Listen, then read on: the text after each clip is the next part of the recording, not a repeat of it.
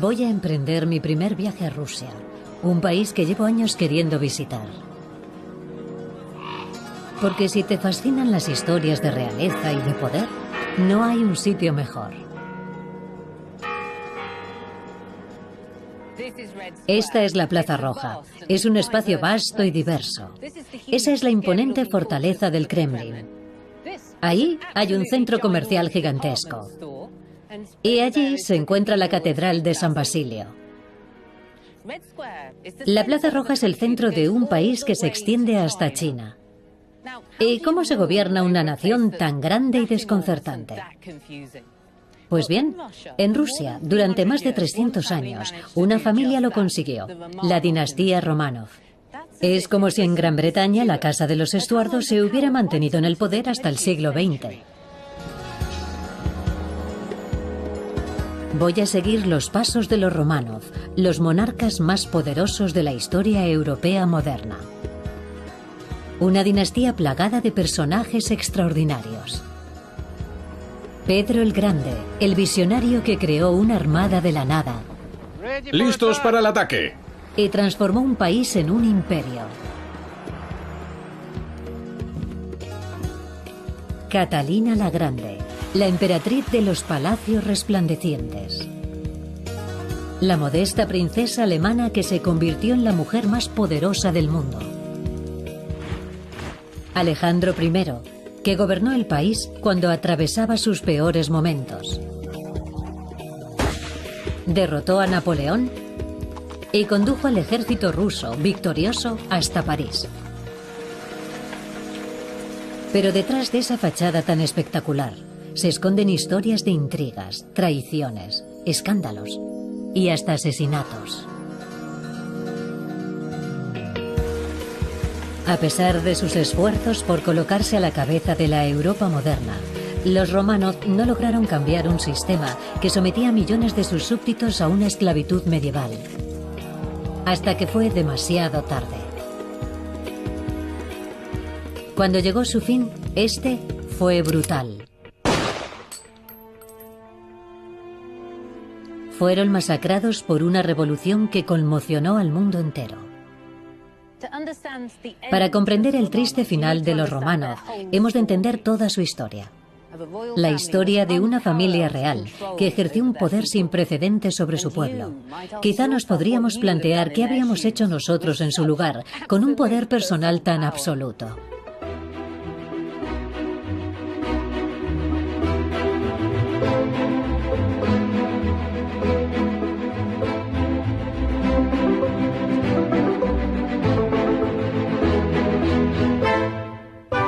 El imperio de los zares, la Rusia de los Románov con Lucy Worsley. Parte 1.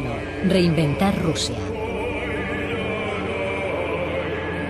Para todo aquel que se haya criado durante la Guerra Fría, es difícil deshacerse de la imagen de Rusia como un país amenazador e inexpugnable. Una superpotencia en toda regla, gobernada con mano de hierro desde el Kremlin.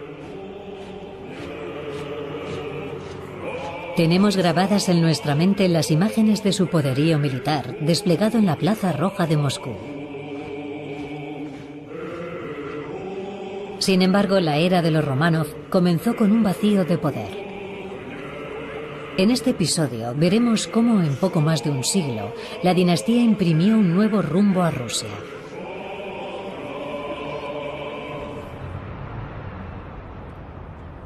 Allá por 1613, Rusia no tenía líder.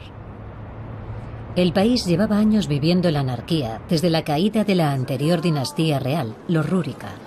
El país estaba tan debilitado que el ejército polaco entró en Moscú y ocupó el Kremlin. Cuando al fin lograron expulsar a los polacos, las élites de Rusia se dieron cuenta de que tenían que dejar de pelear entre ellas y unirse en torno a un líder. Querían lo que los romanos llamaban César, los alemanes Kaiser y los rusos Zar. Debatieron durante semanas quién podría ser, hasta que por fin tomaron una decisión. El problema es que nadie se molestó en preguntar al futuro zar si le interesaba el puesto.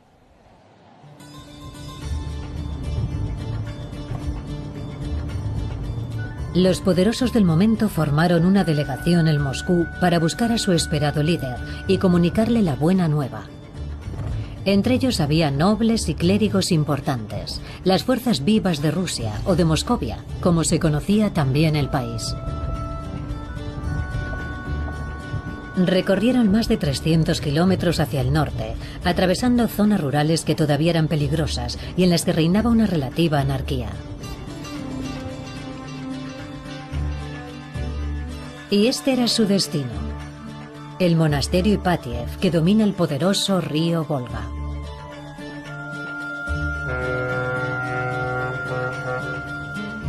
Aún era invierno, y como entonces aún no había un puente, la delegación tuvo que cruzar por el hielo para acceder al monasterio.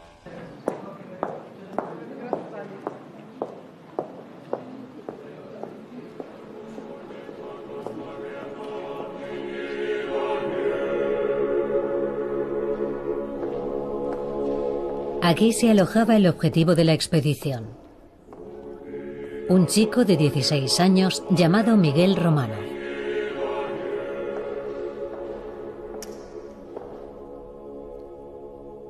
Pero pese a que los Romanov eran una conocida familia de nobles, lo último que querían era alzarse con el poder.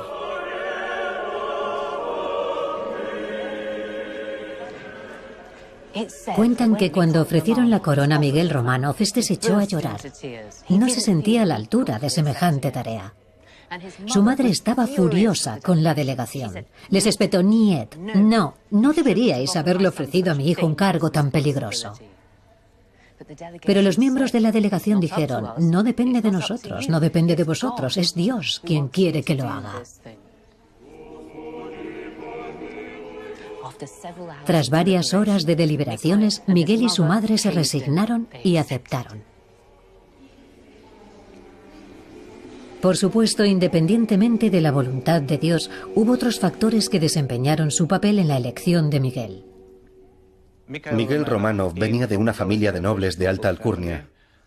La familia tenía antiguas conexiones con la anterior dinastía. Su padre, Filareto, era sobrino de la última esposa de Iván el Terrible. Durante la elección de Miguel, Filareto estaba preso en Polonia, por lo que los distintos grupos de la sociedad rusa estaban satisfechos con la elección de Miguel, por su estatus social y también porque pensaban que sería fácil de manipular, ya que su padre, que era una figura muy influyente, estaba ausente.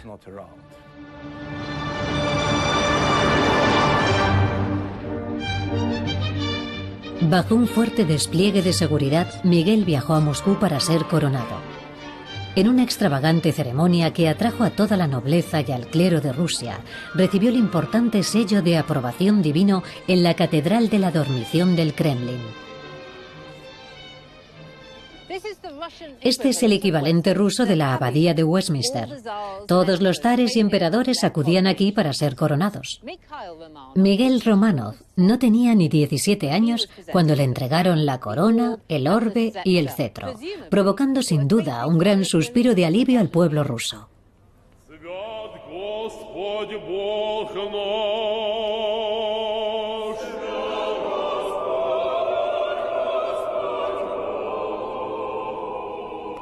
La coronación otorgaba el poder absoluto al zar. Aunque las diferentes familias de nobles y la Iglesia ardían en deseos de manipular a Miguel, eran conscientes de que era esencial tener un líder fuerte para evitar que volviera a reinar el caos del que acababa de escapar Rusia. Y el tiempo les dio la razón. Bajo el reinado de Miguel y luego el de Alejo, su sucesor, hubo más de medio siglo de estabilidad relativa y se reconstruyó el país.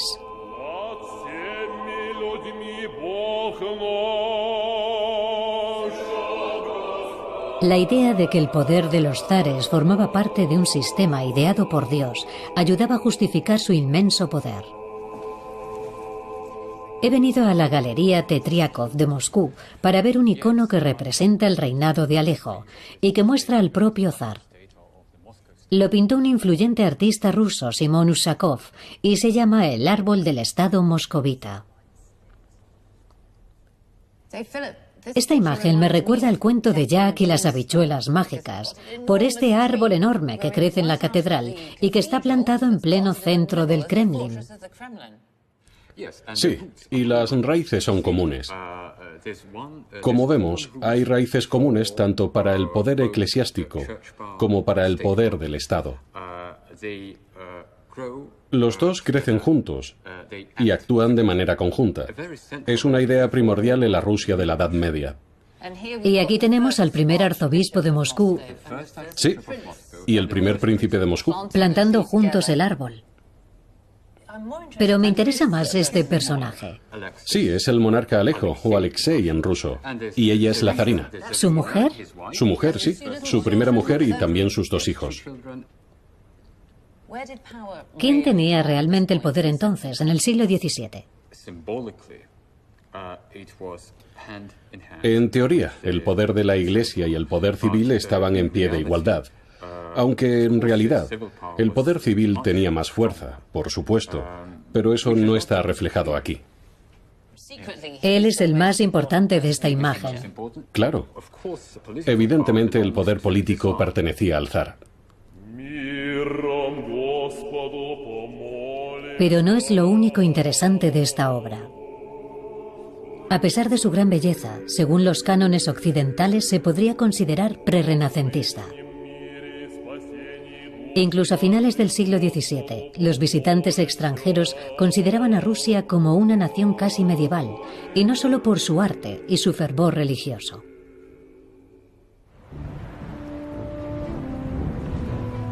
Más allá de los muros de Moscú, Rusia era un país atrasado y escasamente poblado. El territorio ruso se extendía desde las estepas del sur hasta el Ártico. Y al este se adentraba miles de kilómetros en Siberia. A finales del siglo XVII, Rusia tenía una superficie 100 veces mayor que la de Inglaterra y Gales, pero con menos del doble de su población. Era un país mayoritariamente rural y en gran medida subdesarrollado. Aparte de las iglesias y las fortalezas, las construcciones de piedra eran prácticamente desconocidas en Rusia.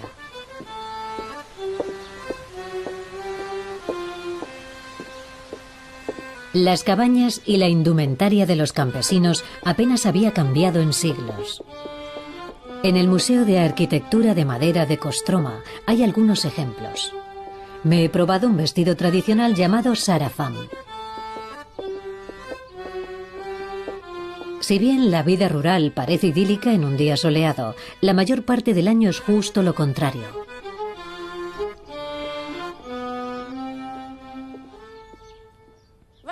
La crudeza del clima ruso es de sobra conocida. Imaginad lo que sería abrirse paso a través del barro cuando llovía, o a través de la nieve en invierno. Pero pese a lo inhóspito del territorio, hasta el siglo XIX la mayoría de los rusos malvivía cultivando estas tierras. También tenían que lidiar con la realidad social de la servidumbre. Era una práctica que se estaba extinguiendo en Europa occidental, pero en la Rusia del siglo XVII iba incluso en aumento. Si eras un siervo, literalmente pertenecías a alguien y podían comprarte o venderte.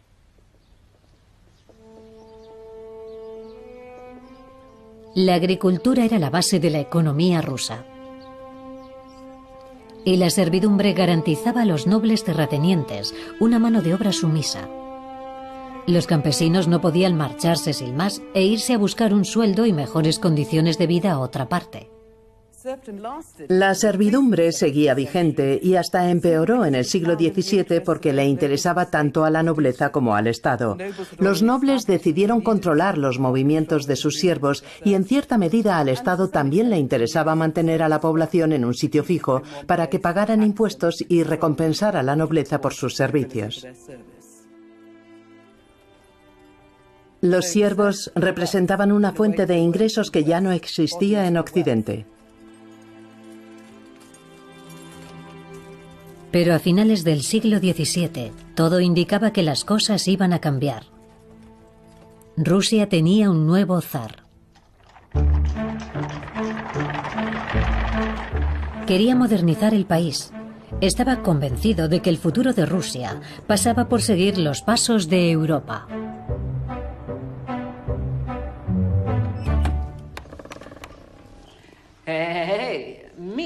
Os presento a Pedro el Grande, o por lo menos lo más parecido que pude encontrar, porque esto es una efigie de cera hiperrealista que se hizo justo a su muerte, modelada sobre el rostro del cadáver. Esta es la auténtica ropa de Pedro y su cabello es real. Parece una representación exagerada del monarca, porque mirad qué brazos tan largos. Pero no, realmente medía 1,98 m. Lo encuentro aterrador, pero en la vida real seguro que debió de ser absolutamente espeluznante. Sin embargo, Pedro el Grande fue el soberano más entregado y con mayor visión de futuro de Rusia. La crueldad de Pedro se debía a su traumática infancia. En 1682, su llegada al trono, con tan solo 9 años, desembocó en una breve pero sangrienta revuelta. Una facción de la corte veía al hermanastro de Pedro, Iván, como el zar legítimo. Cuando se corrió la voz de que Iván había sido asesinado, una muchedumbre encabezada por la propia Guardia Real irrumpió en el Kremlin. Para calmar los ánimos, la madre de Pedro salió del palacio y se quedó en lo alto de estas escaleras.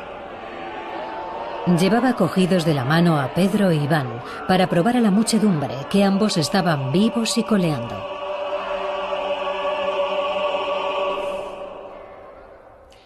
Debió de ser un momento aterrador para los dos chiquillos, Pedro y su hermano. Pero cuando los rebeldes vieron que seguían vivos, todo el mundo se tranquilizó. Parecía que la cosa había funcionado. Pero entonces una segunda ola de violencia irrumpió en el palacio. Los rebeldes se precipitaron escaleras arriba y cuando llegaron a lo alto agarraron a los consejeros más cercanos de la familia y a los cortesanos más importantes y los tiraron por encima de la balaustrada, con lo que al caer quedaron empalados en las lanzas de los guardas. Finalmente, los rebeldes accedieron a llegar a un compromiso, pero no sin antes masacrar a 2 tíos de Pedro. Pedro tendría que esperar años antes de poder vengarse. Las revueltas despertaron en el pequeño Pedro una gran aversión hacia Moscú, y en cuanto se pudo escapar, lo hizo.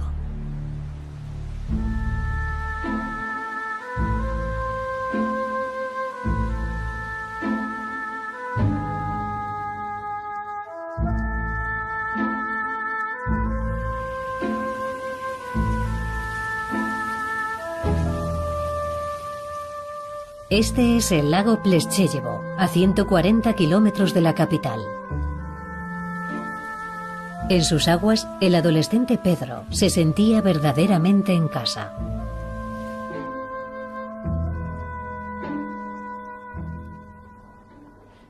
¿De dónde le venía a Pedro el Grande esa afición tan poco rusa por la navegación? Una vez descubrió un viejo barco en una de sus propiedades reales a las afueras de Moscú, pero para aprender a usarlo tenía que venir hasta aquí, al lago, donde podía coger algo de velocidad. Y fue en las aguas de este lago donde empezó a cobrar forma una nueva visión de futuro en la mente de Pedro.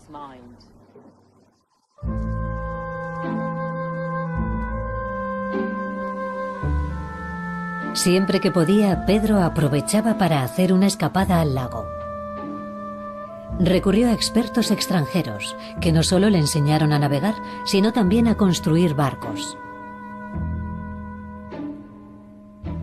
Este es el único barco superviviente de la flotilla que hizo Pedro el Grande, a orillas del lago Plescheyevo. Sus amigos y él se divertían navegando y jugando a las batallas navales. Los barquitos acabarían conociéndose como la armada de juguete de Pedro, pero su ambición iba mucho más allá de estos juegos navales.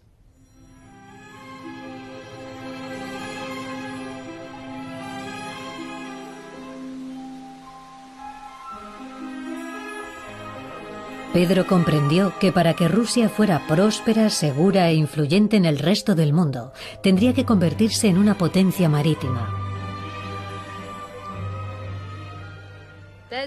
Hay un dicho atribuido a Pedro el Grande que dice: un gobernador con un ejército tiene una mano, pero un gobernador con una armada tiene dos. Y lo cierto es que él creía firmemente en eso.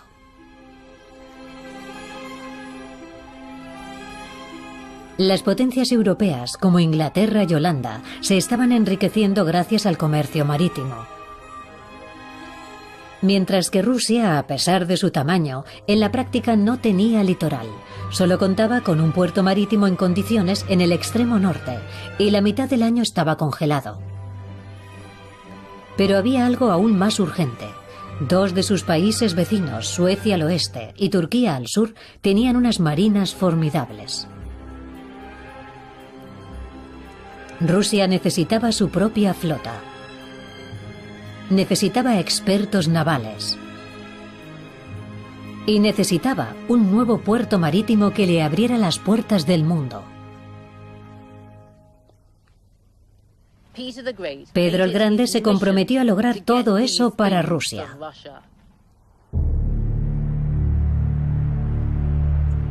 Y para poder llevar a cabo esa misión, tomó una medida extraordinaria.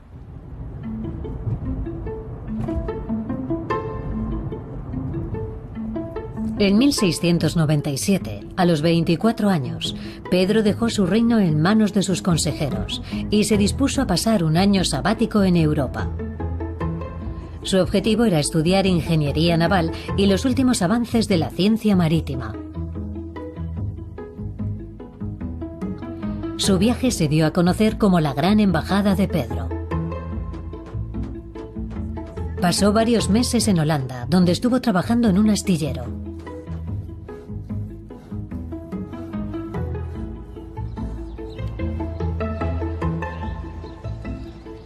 Luego, a principios de 1698, Pedro y sus séquitos se dirigieron a Londres. Y uno de los primeros lugares que visitó fue el Real Observatorio de Greenwich.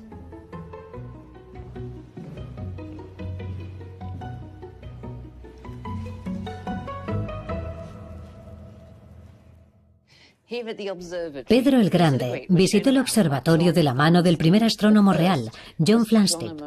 Juntos observaron el planeta Venus por el telescopio. Pero Pedro no estaba haciendo turismo. Quería echar un vistazo al primer centro construido expresamente con fines científicos en Gran Bretaña. Ningún otro edificio podría haberle parecido más atractivo. Su objetivo era usar la astronomía para mejorar la navegación marítima.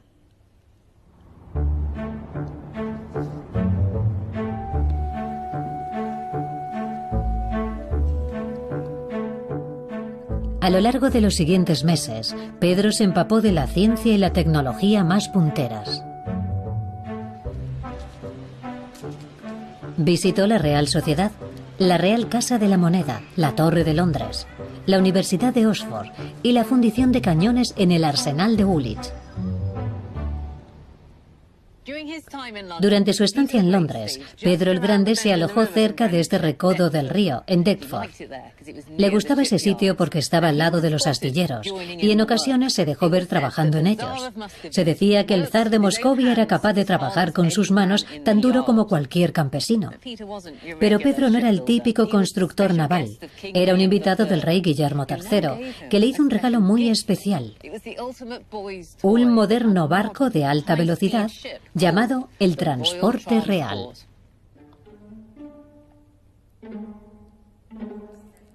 Era uno de los muchos yates de la flota real y se trataba de un soborno apenas disimulado.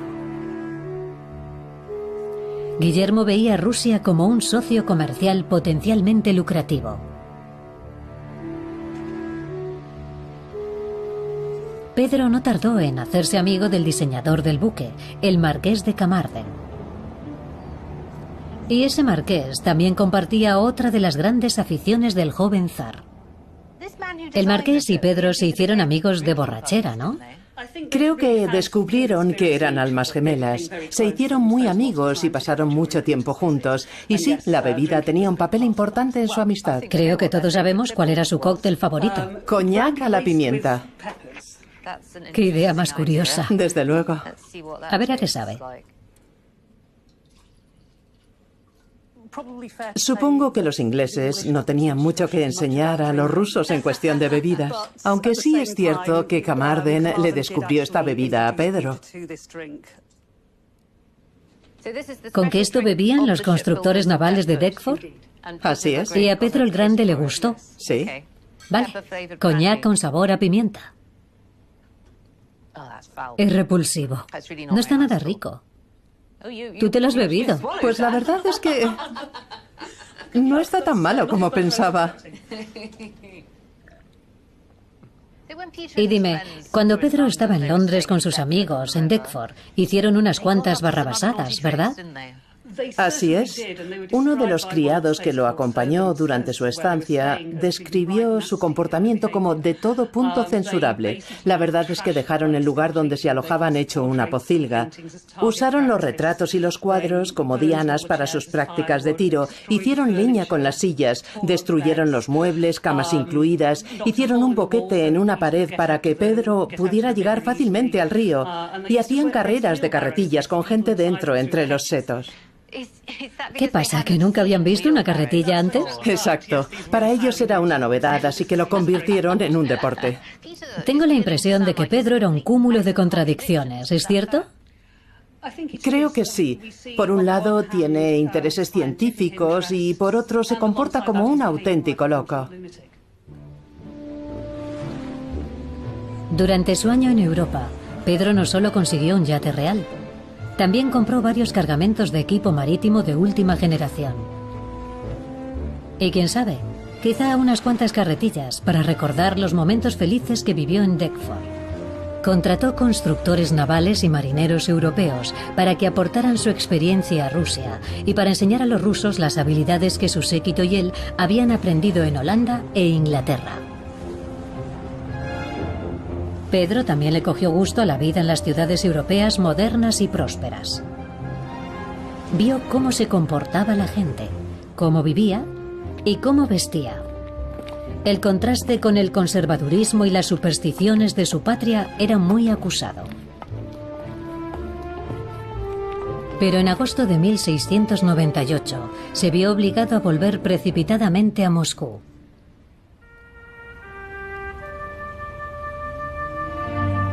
Los guardias de palacio habían vuelto a rebelarse.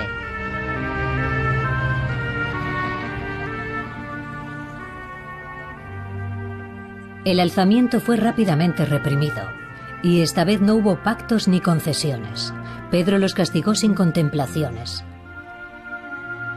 Hizo decapitar o ahorcar a más de 1000 de sus guardias. Otros cientos fueron torturados, azotados o desterrados. El destino de aquellos guardias, conocidos en Rusia como los Streltsy, se refleja en este cuadro de Vasily Surikov, uno de los grandes pintores rusos del siglo XIX. Esta es la Plaza Roja, en la mañana de la ejecución de los Streltsy. Se les identifica fácilmente porque tienen esas barbas enormes y van en camisa, ya que les han arrancado sus uniformes. Cada uno sujeta una velita que representa la vida que están a punto de perder. El resto de los presentes, y hay mucha gente ahí, son sus familias. Este tiene a su mujer en su regazo. Y este niño que está llorando debe de ser su hijo. Hay mucho sufrimiento en esta imagen. Se podría esperar algo de compasión, pero no. Este es el que manda, Pedro el Grande, y fijaos en él, es implacable. Está diciendo que todos ellos irán de cabeza a las orcas del fondo.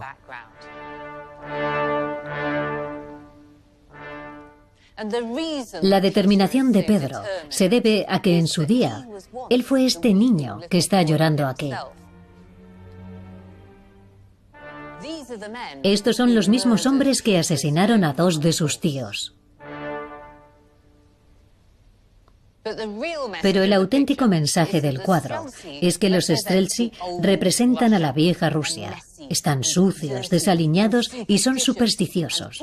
Y Pedro el Grande es el viento del cambio que se dispone a barrerlos a todos. La siguiente medida de Pedro fue aplastar a cualquiera que se opusiera a su poder. Y estaba convencido de que la rebelión había sido orquestada por su hermanastra Sofía.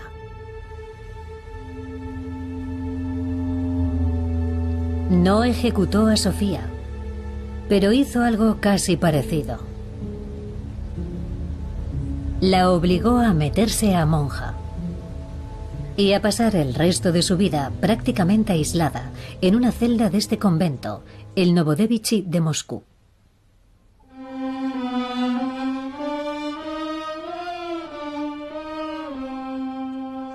Aunque al principio, al menos, Sofía tenía algo de compañía.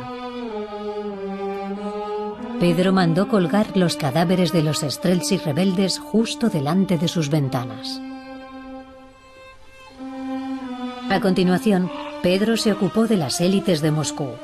Estamos hablando de la misma gente que había entronizado a los Románov unos 90 años atrás, pero Pedro los consideraba un atajo de vagos reaccionarios. Había llegado el momento de que se pusieran al día. Así que decidió que la mejor manera de hacerlos comportarse como europeos modernos era hacerlos vestir como europeos modernos. No está nada mal, ¿no? Está bien mullidito y es un poco aterciopelado, muy agradable.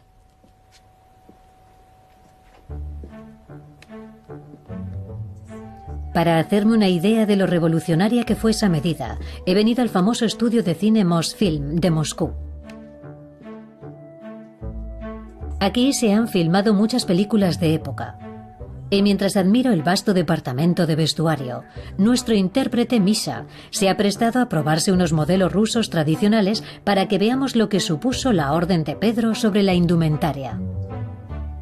Misha, llevas un buen rato ahí dentro. ¿Estás listo? Creo que sí. Echemos un vistazo. Pero bueno, ven aquí. Pareces un pequeño zar. Es que lo soy. Vas como en el siglo XVII. Supongo que abrigado para el invierno. Claro, ¿Y es práctico? ¿Te puedes mover con soltura? claro. Es como vestía la gente. Ya. Eso sí, no es que sea muy europeo. A ver las botas. Tienen un toque oriental. ¡Qué sexys! ¿Sí? Gracias. Ahora que lo dices, es verdad, tienes un aire oriental. Bueno, es el antiguo estilo ruso. El antiguo estilo ruso. Más que oriental. Pero podría tener cierta influencia oriental, como pasa con la antigua arquitectura rusa, por ejemplo. Sí. Quizás la ropa también refleja esa influencia. Y un día el zar Pedro el Grande prohíbe a sus súbditos que se vistan así. Quiere que parezcan europeos. Exacto. Y lo primero en desaparecer, lo siento mucho, es... No, por favor, no lo hagas. Porque para un ruso chapado a la antigua, la barba es algo sagrado. Eso es. Es como algo religioso. Sí. Por aquel entonces la gente decía que, sin su barba, un hombre estaba desnudo. Pero Pedro el Grande había viajado a Europa, había visto a todos los hombres sin barba y le pareció importante que sus súbditos se afeitaran. Se dice incluso que llegó a arrancar él mismo alguna de cuajo. ¿Es posible? Se puede intentar, aunque no creo que él... Te va a doler. No las arrancaba de un tirón. La leyenda dice que las cortaba con un hacha. Ahora ya conozco el secreto para quitarte la barba. ¿Estás listo? No sé yo. Vamos, hombre. No, tengo miedo.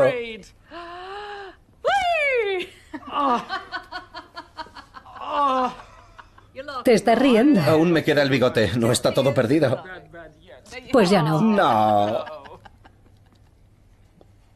Ahora te hemos europeizado. Pero Pedro el Grande habría querido que cambiaras de ropa, ¿verdad? No se conformaba con las barbas. Lo quería todo.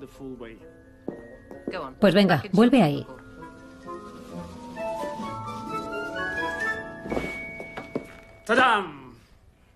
Muy bien, fantástico. Fantástico.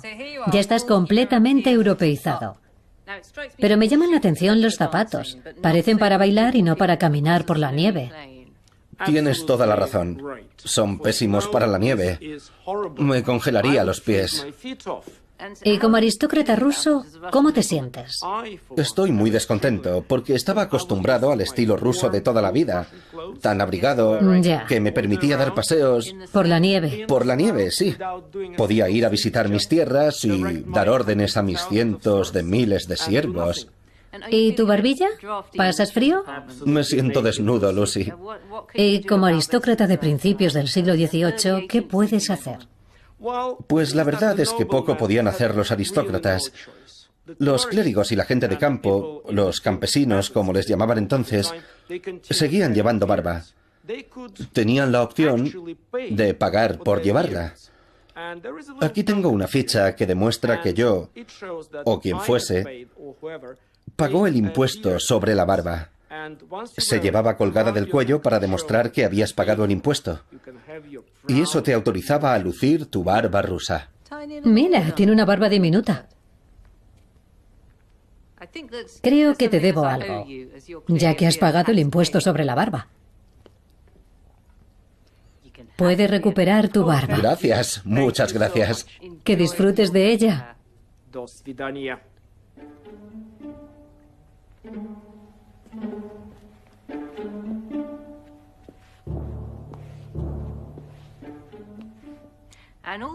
Y todo esto también se aplicaba a las mujeres. Aunque dicen que a ellas les hizo más gracia que a los hombres lucir sus vestidos europeos.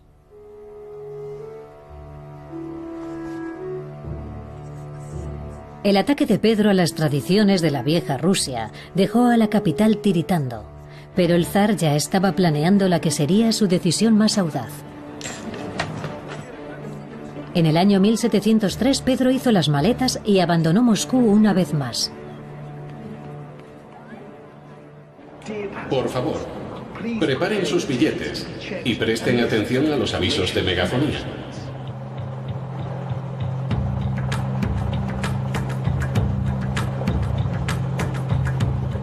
Pedro encabezó una expedición militar al oeste rumbo al Golfo de Finlandia, la puerta al mar Báltico. En el tren de alta velocidad tardó menos de 4 horas, pero a Pedro, que iba a caballo, le llevó varias semanas.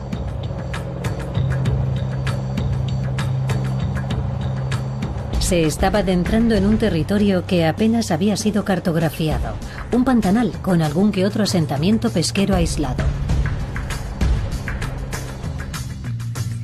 Pero lo más peligroso es que era un territorio reivindicado por Suecia, el país más poderoso de la región báltica. Al llegar a las orillas del río Neva, quedó claro cuál era el objetivo del ejército de Pedro.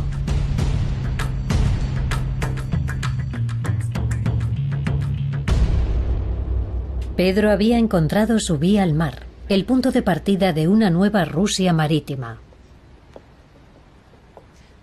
Cuenta la leyenda que este, más o menos, es el lugar exacto en el que Pedro el Grande bajó de su caballo y dijo: aquí habrá una ciudad. Mientras decía esas palabras, dio la casualidad de que había un águila sobrevolando su cabeza, así que aquello parecía una epopeya bíblica. Lo cierto es que Pedro tenía sobre sus súbditos un gran poder. Era capaz de someter a su voluntad a sus siervos, a los nobles e incluso a la mismísima naturaleza. Y así, a una velocidad apabullante, lo que había sido un pantanal plagado de mosquitos, se convirtió en esta gran ciudad.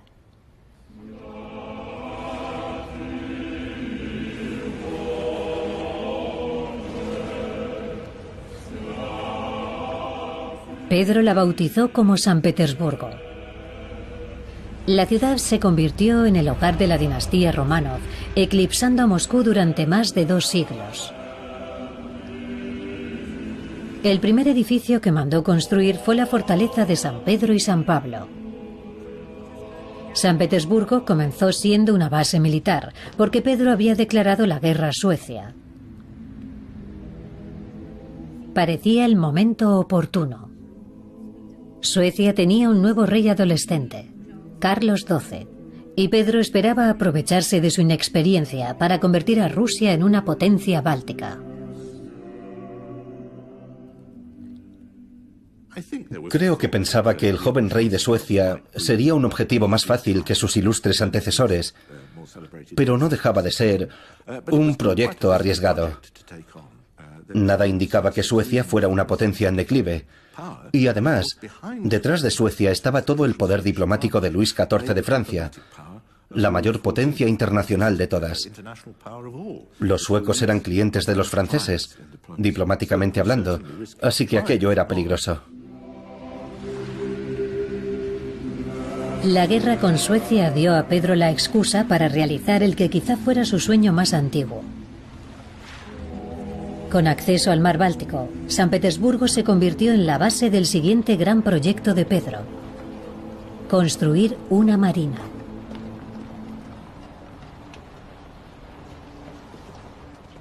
Hola, ¿es usted el capitán Vladimir? Hola, bienvenida al Estándar. Gracias. Déjeme ayudarla. Qué barco más estupendo, el Estándar. Muchas gracias. Adelante. Gracias. ¿Qué tenemos por aquí? ¿Armas, cañones, cuerdas?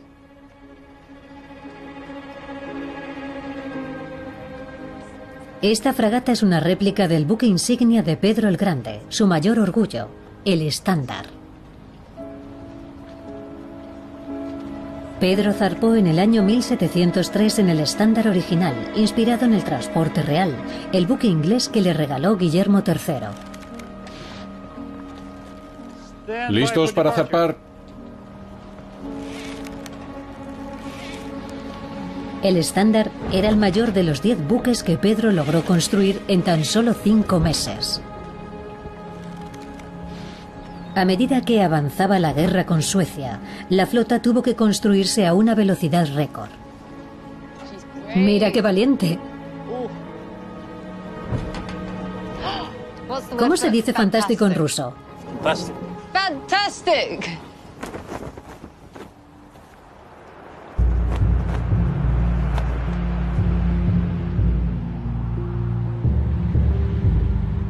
Pedro sacó partido al tiempo que pasó en los astilleros de Ámsterdam y Londres. Puso a sus expertos venidos de Holanda e Inglaterra a trabajar con los rusos, que habían aprendido a construir barcos durante su gran embajada. Pero probablemente fue la implicación directa de Pedro lo que permitió que el Estándar se construyera en tan poco tiempo. Timón al centro. Sí, capitán. La recién estrenada marina de Pedro sería el David que se las vería con el Goliat sueco. El Estándar tenía que ser más poderoso y maniobrable que cualquier barco sueco.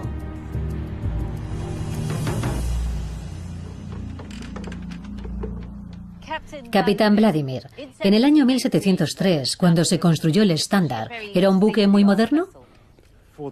Por aquel entonces, el timón de rueda era una especie de innovación tecnológica muy avanzada y no se introdujo hasta el año 1700 o 1701. No hace tanto. En 1703, la flota rusa estaba equipada con timones de rueda, así que los barcos eran muy fáciles de maniobrar. Eso era algo muy importante, y la artillería era muy potente. Llevaban cañones de 6 libras, y para un barco de ese tamaño eran cañones muy potentes. Sí. ¿Y cómo era cuando Pedro el Grande y su tripulación navegaban?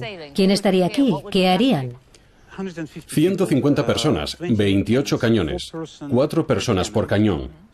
Estarían apostados junto a los cañones. Ya. Los marineros se encargaban de las velas a la vez. En las batallas, durante las maniobras, los marineros formaban filas para bracear las vergas, alzar y largar las velas.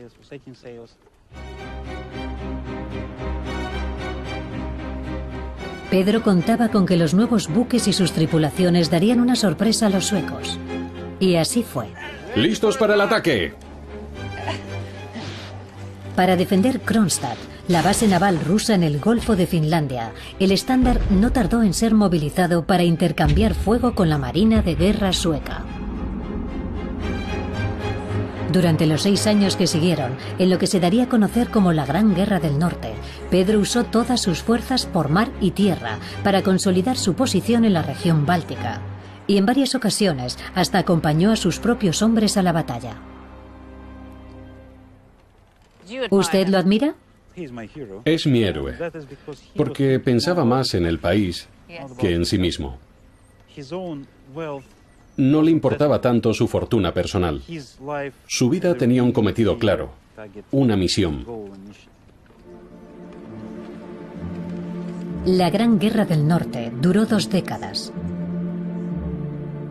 Los primeros años fueron una dura prueba para Pedro. Por joven que fuese, Carlos XII de Suecia resultó ser un formidable comandante militar. Carlos era un forofo de la guerra. Era su gran pasión. A Pedro también le interesaba la guerra. Y hay quien dice que todas las reformas que emprendió se debían en realidad a su interés por la guerra. Así que se trata de 2 hombres muy interesados en la guerra, con un profundo sentido de la implicación de su país en los asuntos internacionales.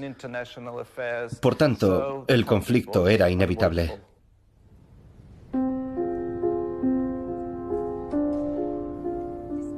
Pese a lo larga que fue la guerra, la batalla decisiva de Pedro contra Carlos se produjo pronto, en 1709. Y no fue una batalla naval, se libró en Poltava, Ucrania, a muchos kilómetros de distancia de la costa. Las atrocidades de la batalla quedaron plasmadas en este mural del siglo XVIII en San Petersburgo. Al acercarnos, nos damos cuenta de que es un mosaico. Un minucioso ensamblaje de diminutas piezas de vidrio tintado, obra del artista y científico Mikhail Lomonosov.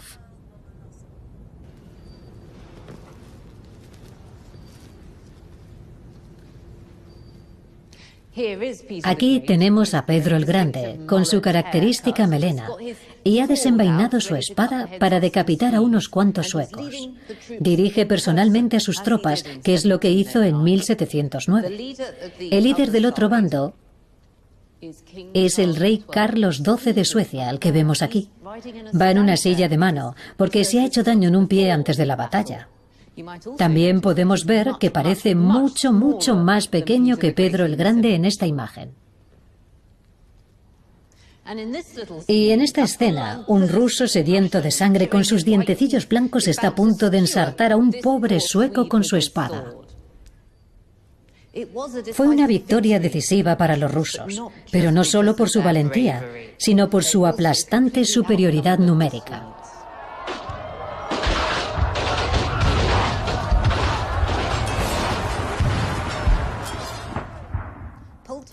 La batalla de Poltava fue un punto de inflexión para Pedro el Grande, ya que permitió que Rusia derrocase a Suecia como potencia dominante en la Europa báltica.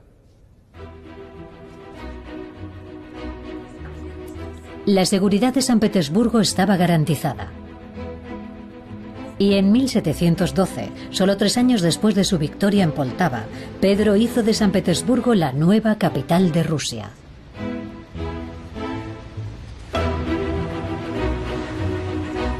La ciudad había crecido rápidamente durante su primera década de existencia. Muchos nobles y ciudadanos adinerados de Moscú se vinieron a vivir aquí, pero no por decisión propia, se lo había exigido Pedro. Con sus canales y sus edificios de piedra que recuerdan a Venecia o a Ámsterdam, San Petersburgo era para los visitantes extranjeros un escaparate de la visión que tenía Pedro de una Rusia europeizada y moderna, basada en el comercio y el orden racional.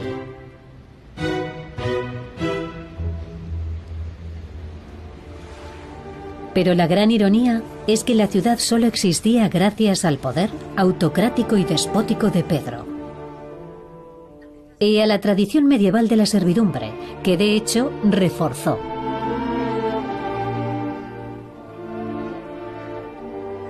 Miles de siervos y trabajadores murieron durante la construcción de su nueva capital.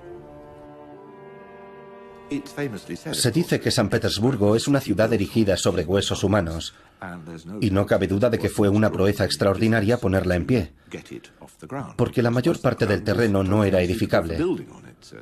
Era un pantanal. El clima era inhóspito y el terreno muy húmedo. Así que para lograr lo que se había propuesto Pedro, el Estado, los soldados y los campesinos tuvieron que hacer un gran esfuerzo. El coste humano que supuso construir San Petersburgo fue enorme. Casi resulta obsceno preguntarse si valió la pena o no. No sabemos cuántas personas murieron durante su construcción, pero pudieron ser unas 100.000. Lo que sí sabemos es que cada año reclutaban a 40.000 campesinos para trabajar en San Petersburgo. Quizás algunos huyeron antes de llegar o una vez allí se escondieron en los bosques. Pero la población de la ciudad propiamente dicha crecía muy despacio. Creo que muchos de esos campesinos murieron.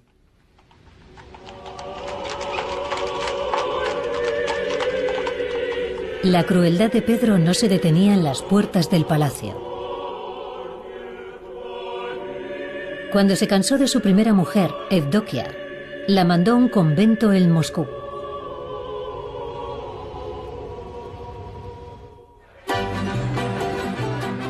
La sustituta de Evdokia, Catalina, con su afición a la bebida y a los espectáculos de enanos, era mucho más afín a Pedro.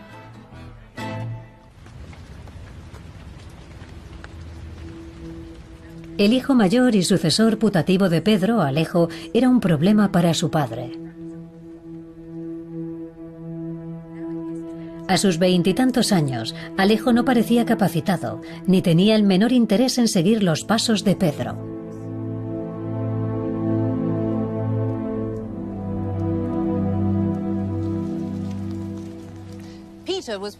Pedro estaba dispuesto a darle una última oportunidad a Alejo.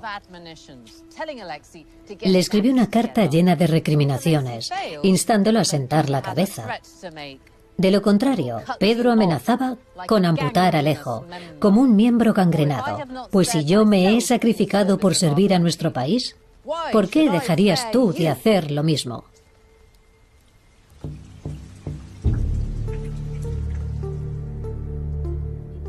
En el año 1716, el pobre Alejo huyó a Viena. Pedro estaba furioso. Pensaba que podría tratarse de una conspiración. Sabía que había elementos de la nobleza que no le perdonaban que hubiera declarado la guerra a Suecia de forma unilateral y trasladado la corte a San Petersburgo. ¿Podrían estar compinchados con su hijo? Pedro convenció a Alejo de que volviese a San Petersburgo y le prometió clemencia. Pero luego lo hizo encarcelar. Alejo fue interrogado bajo tortura en esta fortaleza. Lo azotaron y ya con la espalda completamente despellejada admitió, como habría hecho cualquiera en su situación, que había conspirado para derrocar a su padre. Un tribunal condenó al pobre Alejo a ser ejecutado, pero antes de que pudiera llevarse a cabo la sentencia, murió misteriosamente. Hay quien cree que fue a consecuencia de las torturas. Según otros, habría sido envenenado para evitar a Pedro el Grande la humillación de tener que ejecutar en público a su propio hijo.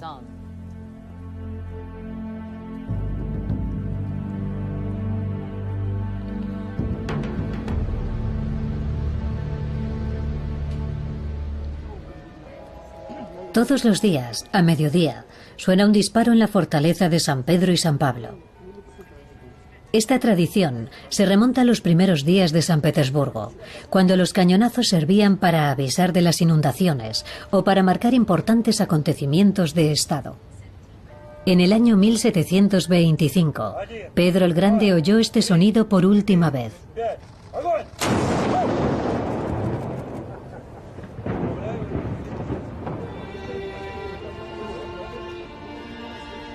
Murió el 8 de febrero, a los 52 años. La autopsia reveló que tenía la vejiga gangrenada. Rusia había perdido más que un zar. 3 años antes, tras sus conquistas bálticas, Pedro había sido proclamado emperador de toda Rusia. El imperio ruso duraría tanto como la propia dinastía de los Románov.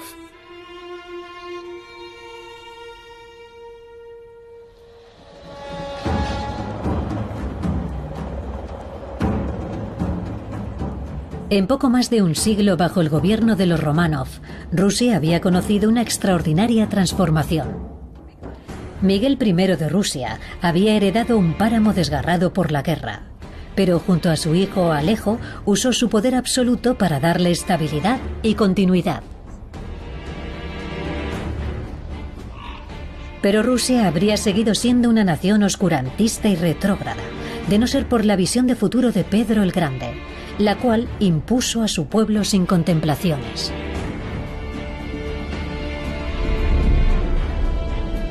Él dio a su país una marina, una nueva capital, un imperio y, por encima de todo, un futuro.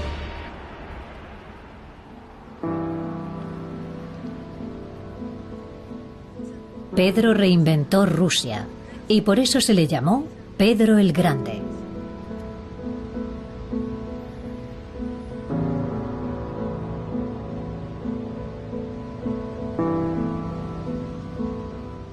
Medio siglo después de su muerte, se le erigió esta estatua en San Petersburgo.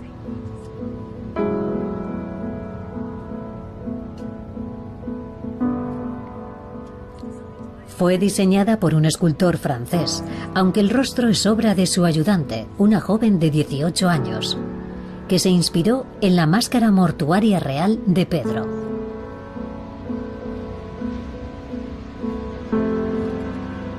Se dice que la enorme roca de granito sobre la que descansa esta estatua ecuestre de bronce es la mayor piedra jamás desplazada por manos humanas. Es difícil no pensar en las espaldas y en los miembros destrozados de quienes la transportaron, aunque quizá no sea un símbolo del todo inapropiado. Y es que a pesar de los grandes logros de Pedro el Grande, es difícil tenerle cariño. Puede que introdujese a Rusia a la fuerza en el mundo moderno, pero lo hizo de una forma despiadada, con crueldad. Cuesta pensar en otro soberano que trabajara tan duro por su pueblo y que sin embargo lo tratara con tan poca compasión. Sin embargo, Pedro cambió Rusia para siempre. Fue un patrón con el que habrían de medirse todos los futuros zares de la dinastía Románov.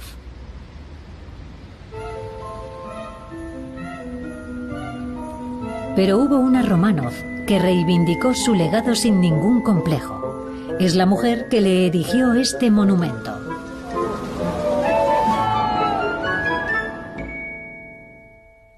Catalina II, también conocida como Catalina la Grande. Pero si nos fijamos en los nombres que figuran en la base del monumento, da la impresión de que el de Catalina está en una letra ligeramente más grande que el de Pedro. ¿Quiere decir esto que Catalina fue aún más grande?